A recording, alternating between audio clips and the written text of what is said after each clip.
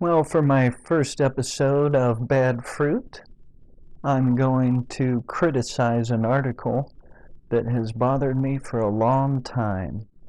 In my years on internet discussion boards debating eschatology, I have referred people to this article more times than I can remember.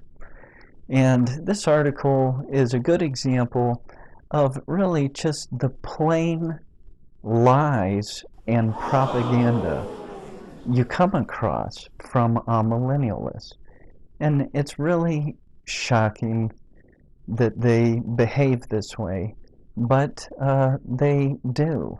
And I'm going to use this example, and in months and years ahead, you'll see that there's many examples of this. It becomes very embarrassing for amillennialists, and I'm going to make videos on all the examples I can find, and there's going to end up being tons and tons of them. I already have tons already in mind, but we'll start with this one. And this is just an old article that's bugged me for a long time because it just floats around out there on the internet and it deceives people, and I know it does. And that's another reason it bothers me. In a follow-up video, you'll see why this article bothers me the way it does. But let's take a look at it. First of all, it comes from the Mountain Retreat. And you can see the address there in the top left of your screen. Also, I'll provide the link to this article in the description for the video. You can check it out. And we'll take a look at their list of articles here. The first article, Historic Amillennialism. And it's written by a guy named Tony Warren. And if you scroll down about a quarter of the way, you come to this section here, Historic Misconceptions. Now, let's take a look at this. There is the common misconception by some Christians that Augustine, AD 400, was the author of what is today called the amillennial view of the kingdom of Christ. Others credit Origen, 3rd century, as the chief architect of this teaching. But neither of these conclusions are true. We should be careful to understand that the term amillennial was not known to either Origen or Augustine. Now, you see that sentence right there? Well, that really has nothing to do with the subject, so let's just blacken that out. Now, let me read this again to you so you get what he's saying here. There is the common misconception by some Christians that Augustine was the author of what is today called the amillennial view of the kingdom of Christ. Others credit Origen as the chief architect of this teaching, but neither of these conclusions are true. While it is true that these people were somewhat instrumental in bringing this teaching back to the forefront of the church of their day, this doctrine by no means originated with them. Now, what Tony Warren is suggesting here is this. I will use my chart again here. And in the bar where you see it is blue there, this represents premillennialism. And then as it fades into the pinkish and then red there, that is when amillennialism emerges and takes over as the view of the church. You'll notice that prior to Christ, Judaism there is colored in blue, and it's because continuity exists between our position and the Bible, whereas their view is a later apostasy that comes from Greek philosophy. What Tony is attempting to suggest is that he can find orthodox amillennialists in this area right here.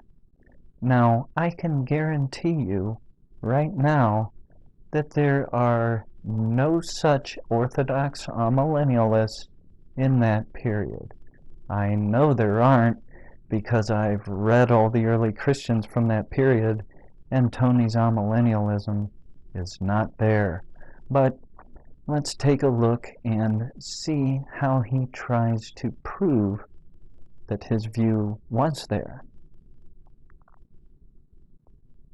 And before we move on, I want to point out that in Tony's original argument, what you should also notice is he says that Origen and Augustine brought amillennialism back to the forefront. So what he's actually suggesting to you is that the original view was amillennial, and then a Chiliast apostasy occurred briefly, and then Origen and Augustine returned the amillennial truth back to the forefront. That's what Tony is actually suggesting occurred. This historical narrative is a figment of his imagination. It's absolutely false. So let's see what Tony tries to come up with to prove this ridiculous thing he suggests is the truth. To try to prove this fantastic point for his view, should it be true. As we will see, it is straight from the pages of Scripture. So in the same way that the Reformation was the restoring of doctrines faithful to Scripture, not the start of them, likewise Augustine's noted preaching of what the Scripture said about the kingdom was in response to teaching error.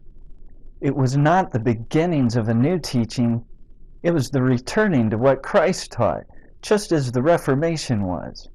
What is commonly called amillennialism is as old as the Scriptures themselves, and though obviously not known by this name, it has always been the biblical teachings of the Church.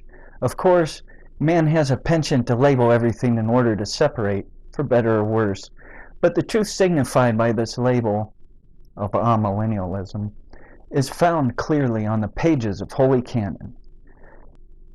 So, his first argument. Amillennialism. Well, it's the Bible doctrine. That's his first argument, folks. I'll return to refute it in a moment. Let's see what other arguments he has. And not that consensus validates anything, but nearly the entire Protestant Reformation, the faithful revitalizing and restoring of the Church to leaning upon the authority of Scripture, took a distinctly amillennial view of eschatology. Looking at the Protestant churches which grew out of the Reformation, you would never know this by where Protestant eschatology has fallen in our day. Reformation leaders like Martin Luther held to the present kingdom view of the 1,000 years of Revelation chapter 20 because it was delineated on the pages of Scripture. He did not blindly accept it because of church tradition. No, he recognized that the millennium reference was to all of New Testament church history. He found by Scripture that it could not refer to a 1,000-year earthly event.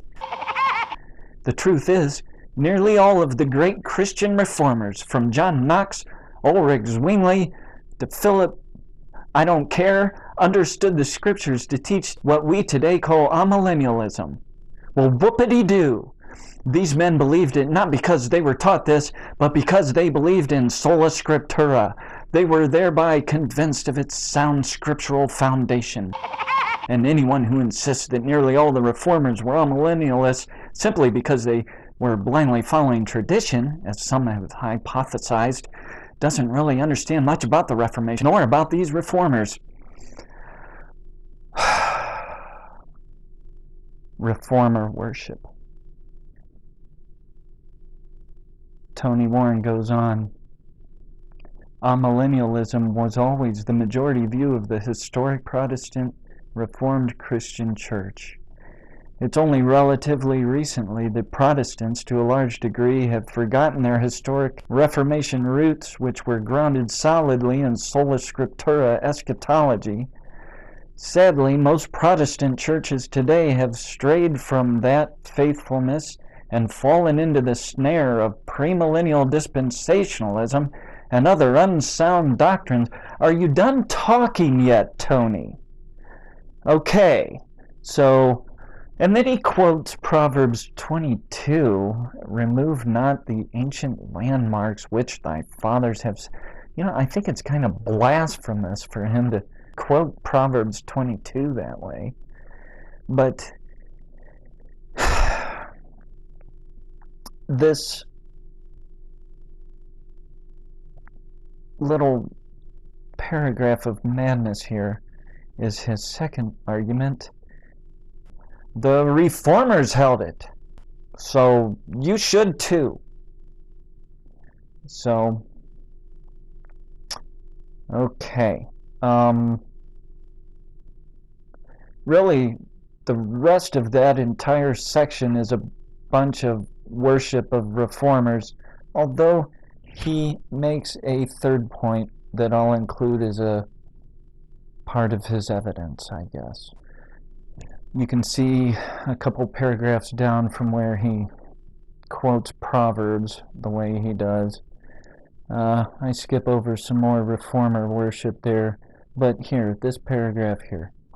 In addition, some theologians today put forth the claim that early church history, before the Reformation, is that premillennialism, called Chiliasm at the time, was the prevailing view of the church until the introduction of amillennialism in the 4th century.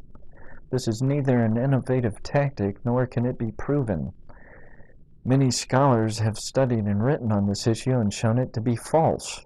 Included on this list are many respected theologians such as Alan Patrick Boyd, graduate of Dallas Theological Seminary, Louis Berkhoff, D.H. Krominga, Philip Schaff, Ned Stonehouse, and W.G.T. Shedd.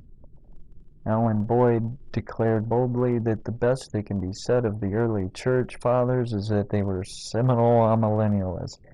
Yeah, well, I have Boyd's paper, and it's really pathetic. I've read it several times. I've refuted it many times in the past. And I'm going to make a video series going through it and refuting everything in it.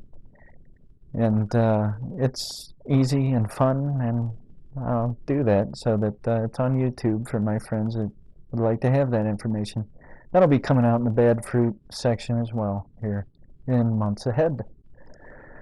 But you get the basic idea here. He's going to try to say the ancient church wasn't all that premillennial, now were they? Okay, so these are his arguments. It's the Bible doctrine.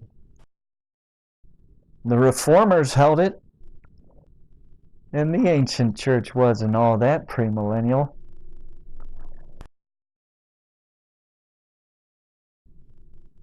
And here again is what he said.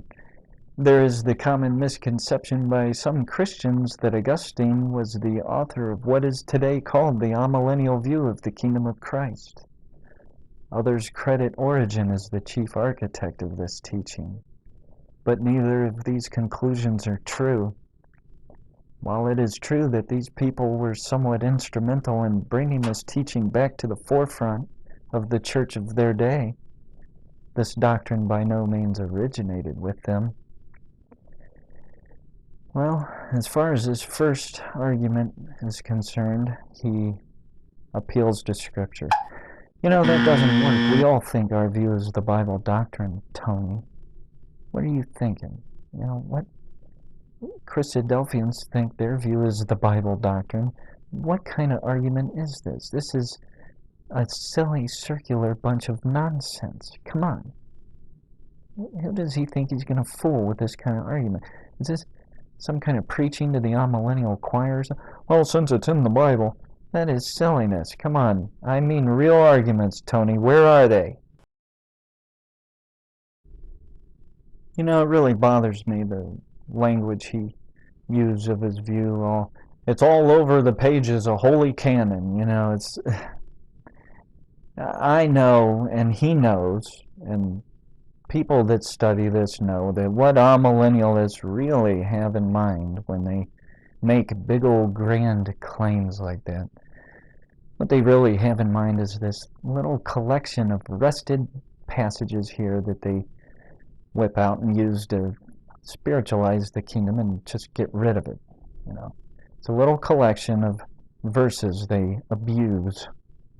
I've made videos on 3 of them. Others will come, but this is not solid scriptural exposition, folks. Tony's stupid view denies the Abrahamic and Davidic covenants. Hello? We know right out of the gate. His view's wrong.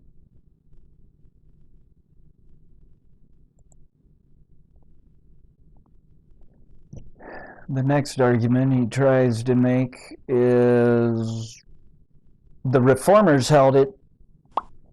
Well, they date kind of late, you know. I really don't think they helped fill in the little gap there between Origen and the apostles back in the 1st and 2nd and first part of the 3rd century there, Tony. He disputes what's in red here. I mean, there's your premillennialist. Where's your amillennialist, Tony? You didn't list any in your article. Whoops, you forgot. I knew you wouldn't list any because there aren't any. And perhaps the most insidious thing in this article is a deception by omission. And there's a little word you'll notice that doesn't appear anywhere in Tony's article, and that word is Gnosticism. Does Tony inform his audience that the doctrines of amillennialists just so happen to be perfectly identical to certain denials held by the Gnostic heretics who are outside of salvation? Did Tony happen to make his readers aware of this important thing that would actually make red flags go up in their mind about amillennialism? The answer is no. He didn't inform them. He doesn't want them to know. And that is the worst part about this article. So folks, that's what you gotta look out for out there. There are liars out there. And in a follow-up video to this, I'm going to show where this article from Tony has misled people. And that's why it upsets me so much. That'll be a follow-up video coming up pretty soon here. So thanks. Here's some information for you. Check out my website. Tell others about it. And take care. See ya.